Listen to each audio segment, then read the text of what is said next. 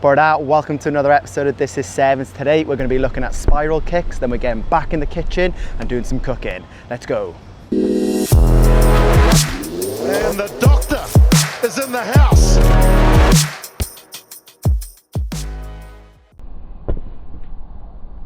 The main difference when it comes to spiral kicking is how we hold the ball and present it to our foot.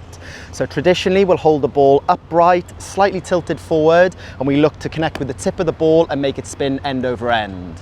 When it comes to spiral kicking, we're going to hold it more on its side with the nose pointing down, and we look to connect with the belly of the ball, which creates the spin or torpedo. In terms of how I like to grip the ball, if the ball's upright, I put my hand near the top of one of the panels and lay the ball over so that the nose is pointed down. This gives me maximum control when I think about putting it on a shelf before kicking it. Have a play around with it though and find what grip works for you. For example, some players like holding the top of the ball.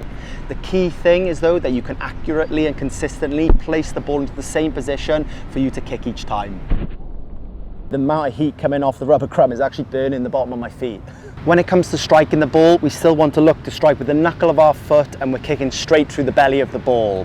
So if I'm holding the ball out in front of myself like this, the nose is slightly lower down, I'm looking to connect with the belly of the ball and kick straight through it with the knuckle of my foot. What creates the strong spiral is the angle that you hold the ball with the nose further down and connecting with the knuckle of your foot and driving straight through the ball. When people first start trying to do spirals or torpedoes, they either try to use the outside of the foot to create the spin or they kick across the ball. It might create quite a tight spiral, but you're wasting a lot of energy creating that spin rather than kicking straight through the ball in that orientation, which will give you the distance as well as the good shape and spiral. When it comes to striking the ball, I like to think about putting it on a shelf and then kicking through the shelf. We don't want to just be kicking through the knee, we want a full swing from the hip, a final acceleration from the knee, and then a nice firm ankle so that we're not wasting any energy and it's all going into the ball and getting us a good spiral, good distance. As with any kick, we want to keep our chest nice and tall so we're not hunched over and taking away some of the swing. Our chest up and our head and our eyes looking at the contact point of the ball the whole time and then staying in that position for a split second longer and resisting the urge to look up. This is particularly important in spirals because everybody wants to see whether they've hit it right, whether it's a tight spiral and how far it's gone. But this will likely cause you to stand up and lean back, throwing off your momentum, very likely to slice the ball in that scenario. Right, there's the technique. I'm going to get warmed up and we'll get into some spiral kicks.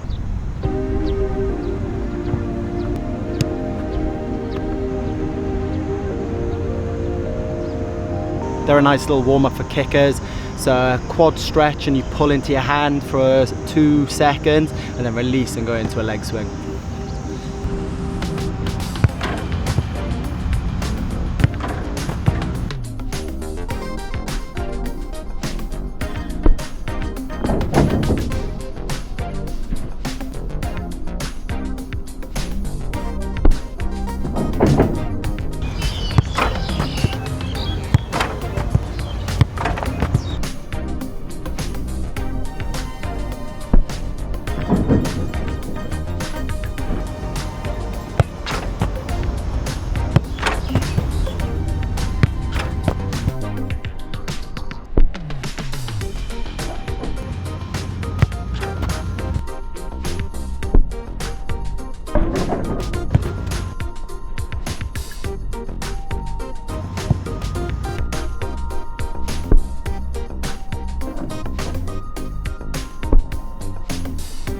Just going to start with some low-key strikes, trying to get a nice connection and a good spiral on the ball.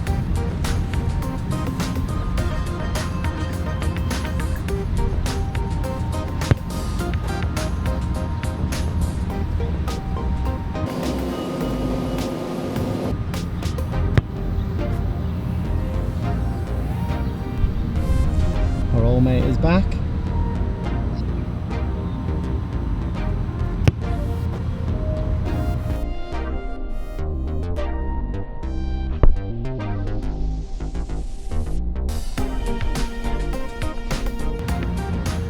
Some decent connections there, some nice spirals, going from these kind of chilled swings to slightly harder swings. This is where I normally come a little bit unstuck with the consistency, trying to kick it a bit too hard, not hitting that sweet spot each time. So spiral or torpedo kicks used to be quite common in rugby union, particularly from the full-backs who were quite good kickers with a big boot. They'd use the spiral as like a wiper to get out the 22, or if there was a penalty in your own half, you'd give it to them, they'd spiral it, and because of the shape of the ball going out to in, you could get extra distance on those penalty kicks as well. Torpedoes are still very readily used in rugby league, and you've seen it a little bit more in rugby union now with the torpedo bomb. So sticking the ball up as a torpedo or a spiral, and when it comes down there's a lot of movement, making it very hard for those back three players to catch the ball. Right, up this end of the pitch now, I'm going to try and put a little bit more into these kicks.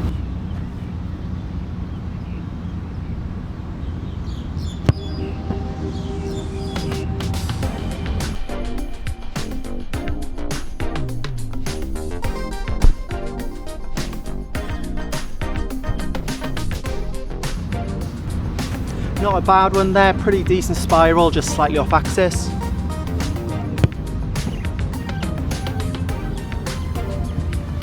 In terms of feedbacks on the kick, that one went straight, so the strike was good, just probably the connection point wasn't quite there as there was no spiral on it whatsoever.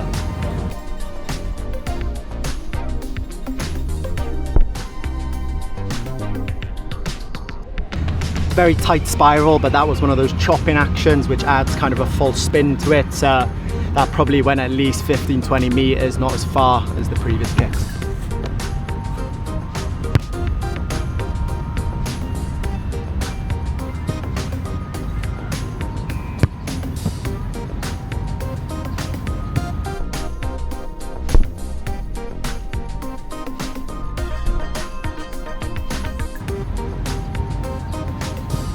Slightly better.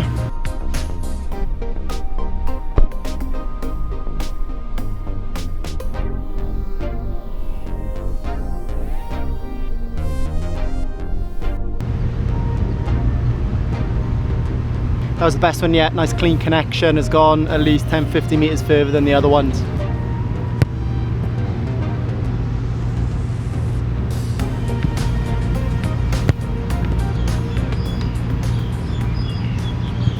Nice connection, nice spiral on that one.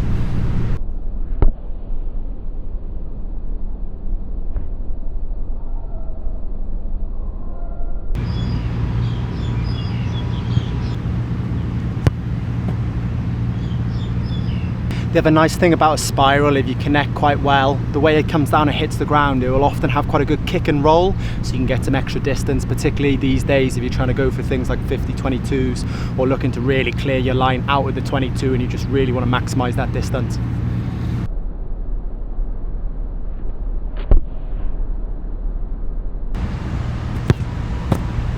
If you have any questions about spiral kicking, please drop them in a comment below, but let's get back into the kitchen, let's do some cooking. Back in the kitchen, I thought I would show you a smoothie, which I normally have as a quick and easy breakfast or something to have after the gym. I know we said we're going to do some cooking. I'm not sure whether this is cooking, making a smoothie, but the benefit of them is that you can get lots of nutrients packed in there, your proteins and your carbs as well, and then you can mix it up and play around with different flavor combinations just to keep them fresh. So let me show you one of my favorites. So for this smoothie, I have some rolled oats, banana, some whey protein, some frozen blueberries, that's why they look a bit white, some honey, and then some milk. Firstly, we get the blender out. This has been one of the best purchases since coming to Hong Kong. You can obviously make smoothies, which I use a lot, but it's also brilliant for sauces or chopping up ingredients ready for other recipes. So I've just chopped the banana into small chunks, and in it goes.